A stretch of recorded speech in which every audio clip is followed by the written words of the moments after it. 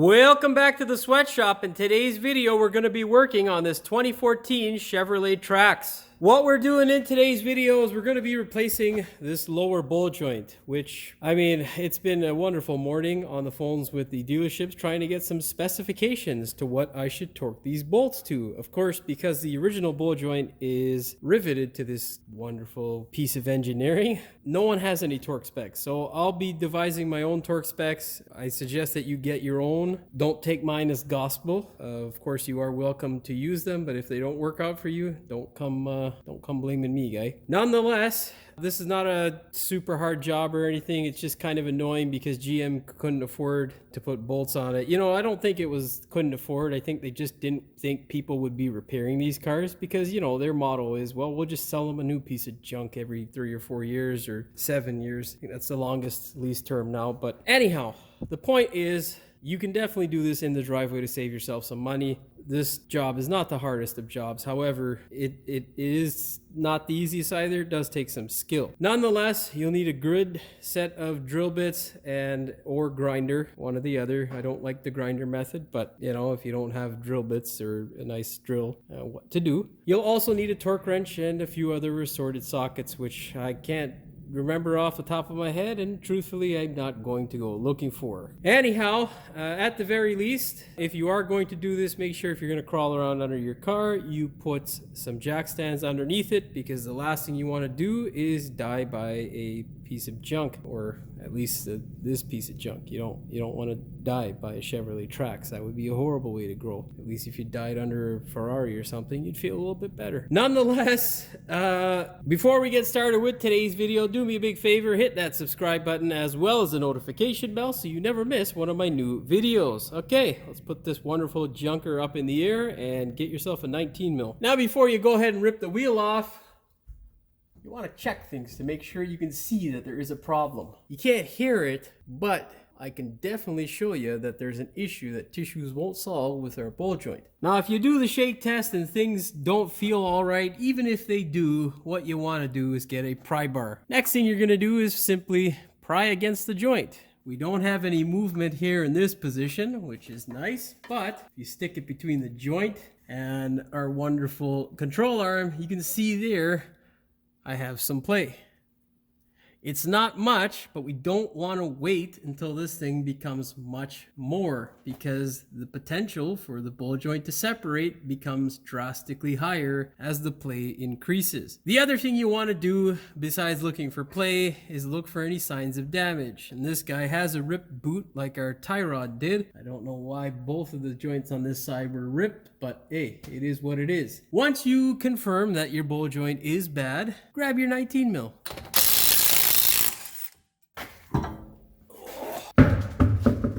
Okay, so we're gonna go ahead now, tackle this wonderful bowl joint. I can't stand this design. One of the stupidest designs. I understand that it saves GM or companies money to rivet stuff in. However, it shows the intent of the company and the fact that they don't really care to have serviceability for the car, because they don't see it as a car that's going to be serviced. They see it as just another pile of junk that you will end up discarding, and they'll be able to sell you another one and make their pockets fatter. Nonetheless, we have to go ahead and tackle this stupid thing. So we're gonna go ahead now, grind the surface flat, and then we'll try to get a center punch as centered as possible, smash it, and then drill through it. Now, you can grind it. I just don't like the grinder as much. It makes a lot more dust and metal debris and whatnot. So yeah, anyhow, ear, eye, and nose protection for whichever path you pick.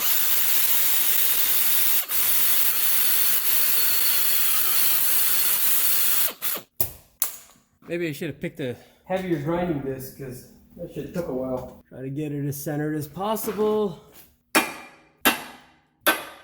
Okay, so now I'm going to show you the process basically on one rivet, because it is exactly the same process for all the other ones. No difference. What I like to do is start off with a small drill bit just to make sure that we can get through the hole. You're going to get through most of the way, okay? Most of the way through. Now, here's another tip as well. If you do release it and you have a way of tying this control arm way down here, down this way. The other side does have a bit of a dimple, so you don't have to center punch it, but it is far easier to have this thing locked in place so that you're not trying to control this guy moving around and all that stuff while you drill into this stupid design. Once you get through with the smaller drill bit, you're going to go up in steps in order to get through the rivet head. You're not trying to go through all the way. You're going to get through maybe about 1/4 of an inch, and that should take care of our rivet head.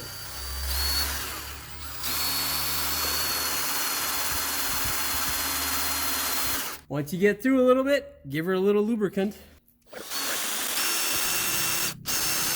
Now the key with the drill bit is not too fast, not too hard. Take your time. Don't overheat the bit, and well, don't. Yeah, that's about 1/4 inch. So let's go up to a bigger bit now. As you keep going down, just inspect inside the hole to make sure you're not coming into contact with the control arm, because you don't want to remount the hole on the control arm. All right, looks like we're almost there. We'll get a little bit bigger.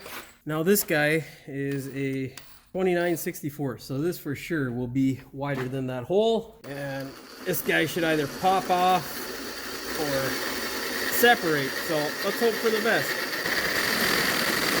A little bit of chatter there, let's feed it some WD. I would say a generous amount, but I can't be generous because I ain't got no goddamn WD kicking around or money to buy it.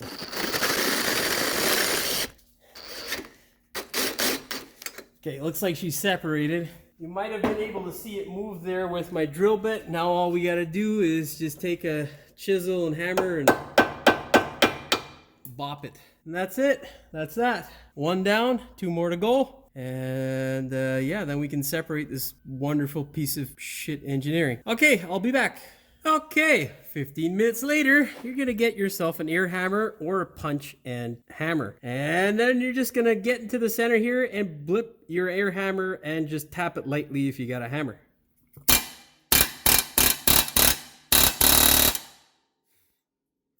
Well, if it's seized like mine is, you're gonna hammer it as hard as you can, because this is fucking ridiculous.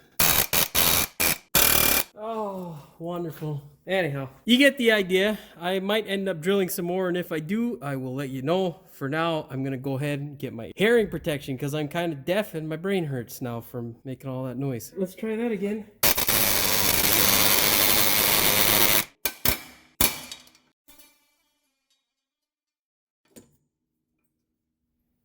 That's one bucket of shit down.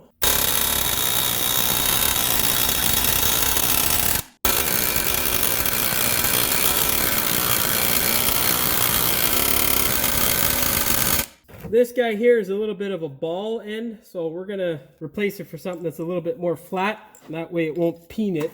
It might help with getting this garbage out. Usually it's a little bit easier on certain models, not this one.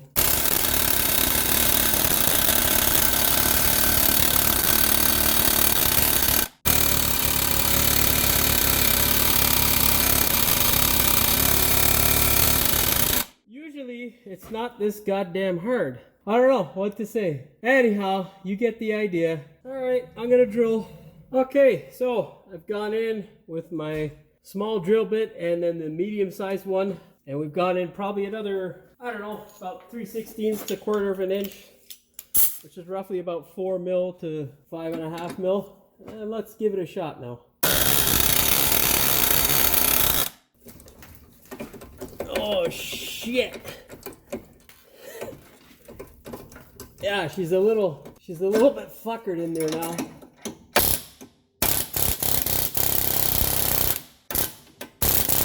Well, let's get a better view so you guys can see what's going on here. This guy here is lifted away, but because this guy's basically the same size, it's goddamn stuck in the hole.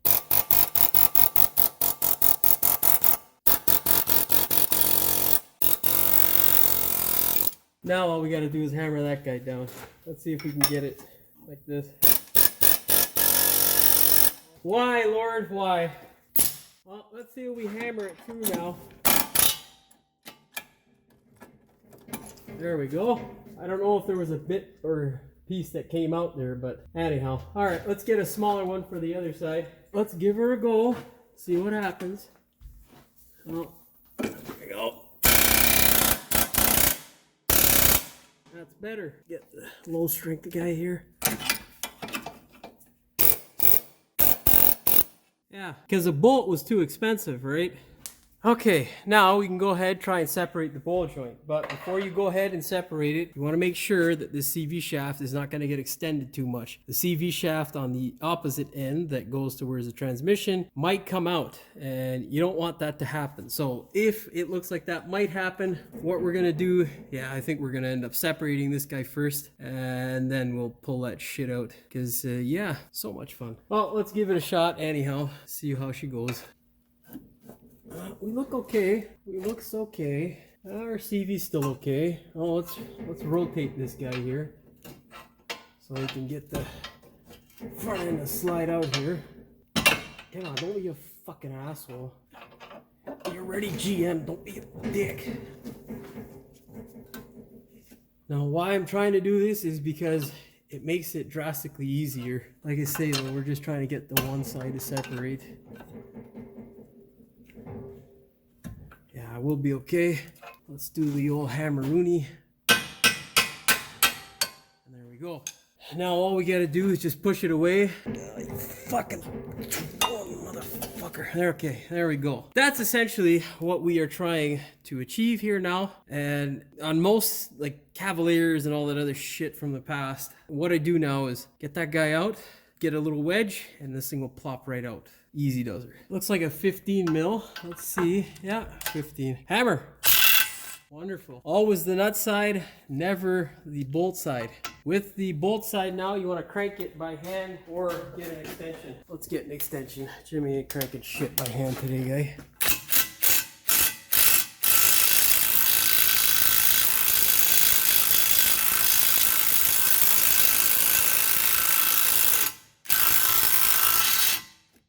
Get a flex socket and give her.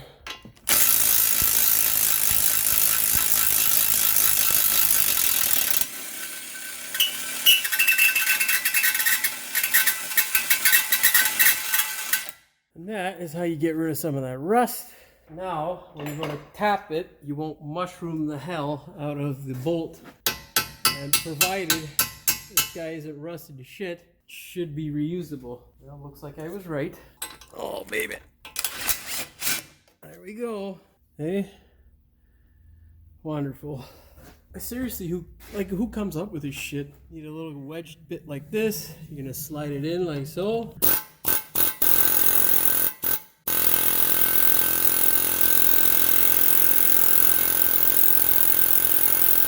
Maybe a thinner wedge. Let's go trade it out. And remember, you don't want this guy, you don't want too much strength there. This one's at low strength. That's all you really need. You don't want to crack the spindle because you think the rivets are traumatizing.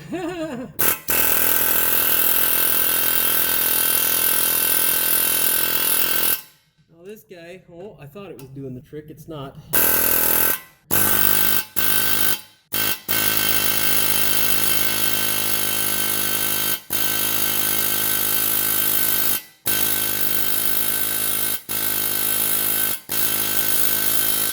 She's almost there.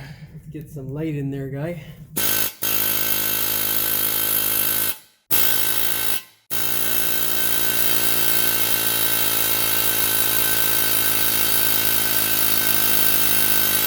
There we go. Wonderful. One piece of garbage.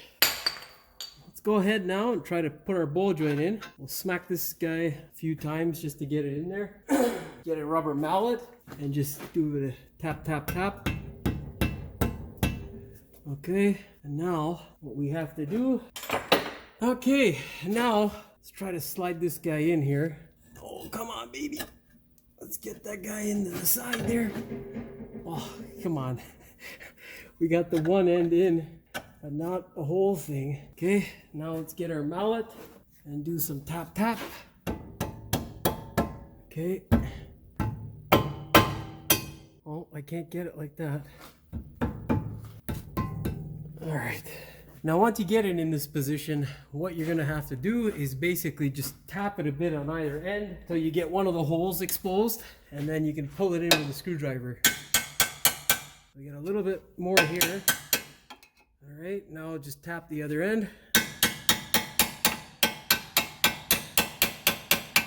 Okay, and as you can see there, we have both ends in. Oh.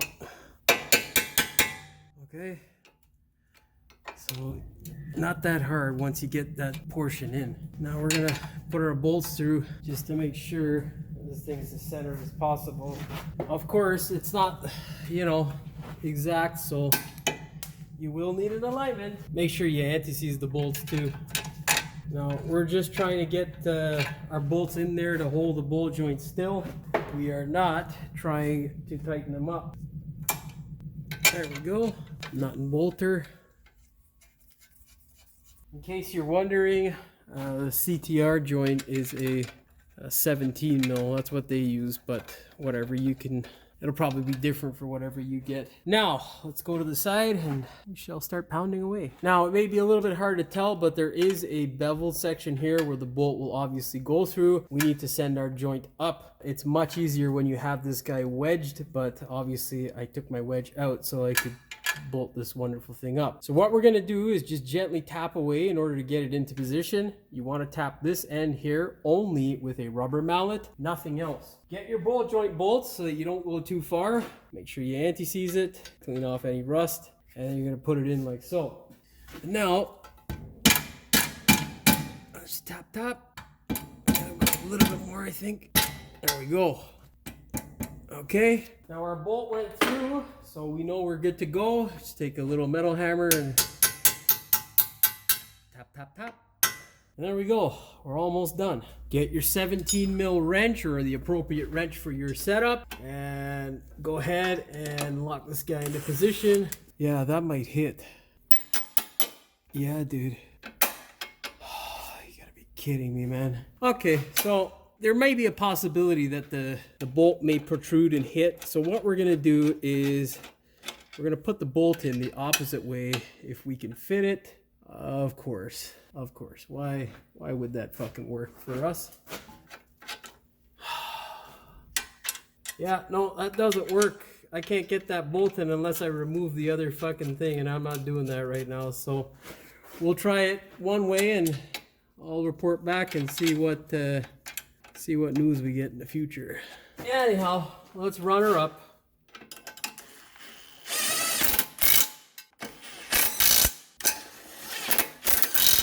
All right, let's turn that wheel. Well, I'm gonna do that off camera because I gotta lower the vehicle and I'm not gonna set the camera back up for this shot. Okay, so yeah, as you can see, our bolts are flipped upside down from the way I originally had put them in. Don't make the same mistake I did. Just put them in like this. This portion here will contact the bolt if it is the way that I told you to put it in originally. If you're wondering why it is I can't stand specific brands and stuff, it's because of stupid shit like this. It's like, you know, and that's not GM's fault, other than the stupid design, which, you know, what took like a half an hour to get that stupid set of rivets out. It's this garbage here. Like, you know, your aftermarkets don't make the best products as well. And GM would have the same thing because they have a nut and bolt kit that they want to sell you as well. Anyhow, point is, make sure you get the bolts in like this. It has to be as flat on this surface as you can. I usually do it the other way because this guy tends to snag on stuff potentially. You don't want your rim to come into contact with it, which is highly unlikely, but it's dependent on the cars and stuff that you work from the past. You kind of develop habits, and that's one of mine. Anyhow, so you can see we flipped our bolts upside down. Another stupid design by the aftermarket and GM. The collaboration equals more work for me. This bolt will hit this guy here if it's the way that I told you to put it in originally, so make sure you put it in this way. The bolts need to point downward and the nut needs to be on the underside. Once you go ahead and get that in, it won't touch, at least in this particular application. This bolt here is a pain in the ass to get in. I turned the wheel all the way to the left side in order to get the two front bolts in, these two guys here, and then I slightly turned it just off to the right in order to sneak this one in, and this bolt I had to loosen it up and make sure it was not protruding and it was flush with the actual knuckle. That being said, we don't have any torque specs from GM. So both of these wonderful bolts are M10 shaft diameter. Usually, if I can't find a torque spec, I would torque them between 40 and 60 depending on the material. This is steel and that nut is steel. We have a lock portion as well, but it is suspension, so there's going to be vibrations and whatnot. So I feel comfortable doing this at 60 and that guy at 60 as well. I think that's just fine. What that equates to is 60 foot-pounds or 81 newton meters. Of course, I do suggest you grab your own torque specs for your specific vehicle. Now, if anyone comes up with the proper torque spec from GM, because somehow these geniuses that I have called can't figure it out or find it, please let me know in the comments below. That being said, we are done with our bowl joint, thankfully. Go ahead, thread your bolts up by hand. Don't ever do this with a gun initially, because, well, that's what leads to headaches. Better known as issues that tissues just won't solve. Force your wheel into the hub. Grab your torque wrench, set it to 103 foot-pounds or 40 newton meters. That's it, we're good to go. Well, that's all she wrote for this one. Make sure that if you are doing any other suspension work, you coincide it with the repair of the bowl joint. If the funds allow you, I would suggest doing both at the same time and or tie rods at the same time. But unfortunately, the way things are in our wonderful utopia up here in Canada, things aren't very affordable for anybody, unfortunately. All that aside, make sure you take this thing for an alignment. Don't forget to take it for a test drive and verify that the alignment is good, and then you are good to go. Of course, if you live in Canada, you probably won't have the money to do an alignment because, well, it's being stolen from us through taxation and interest currently through our federal, municipal, and our provincial governments. It doesn't matter what color you think, they all suck. Anyhow, hopefully you found the video entertaining as well as informative. If you did, please like, share, and subscribe. Don't forget to hit the notification bell so you never miss one of my new videos. And as always, thanks for watching. We will see you in the next one. We don't have any movement in this route. There are many different processes to how you can and can't do this thing here. Why is that wet there, guy? Okay, we don't see from a caliper, so that's good. Okay, anyhow, got sidetracked because, well, we got some wetness in places we shouldn't have any wetness. Anyhow, personally, I don't like doing that. Fuck that compressor. You know what, we'll be back. Fuck this shit. We're running out of WD, guys. And with today's prices, it ain't good. Anyhow, everything in Canada is expensive, so whatever. Get my earring. Come on, baby, give me a fucking drill bit. Some motherfucking. Oh shit, I don't think I have. Oh, there we go. Jerk off. Let it separate. Oh, you fucking bitch. Of course you want to fall back. You fuck. Oh my god. Motherfucker. Yeah, that doesn't work. Forget the pry bar. Oh, I fucking loosened it up like a jabroni. Does no one fucking design anything with any fucking brains anymore? Anyhow, you know, if it was closer to the CV, I'd probably change it. You know what? It doesn't fucking matter. Who cares? I think it's an M10 or M8 bolt. I can't fucking tell right now, but anyhow. Let me go gather my thoughts and then I'll tell you exactly what I'm doing. Better known as tissues. Oh, what the fuck did I just say? Well, that's all she wrote for this one. Hopefully, if you... But unfortunately, the way things are in our wonderful utopia up here in Canada, things aren't very affordable for anybody, unfortunately. Fuck. Hopefully you found the video entertaining. Oh, fuck, man. I just can't do this shit sometimes, you know?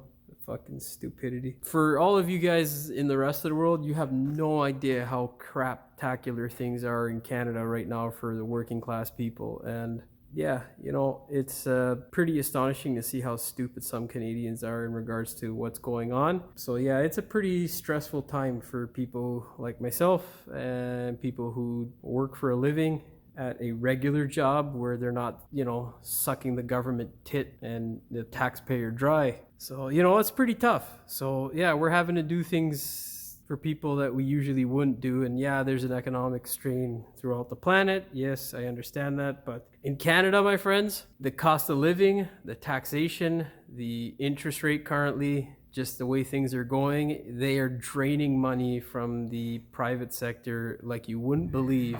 So yeah, blue, red, orange, you're all pieces of shit. You all suck.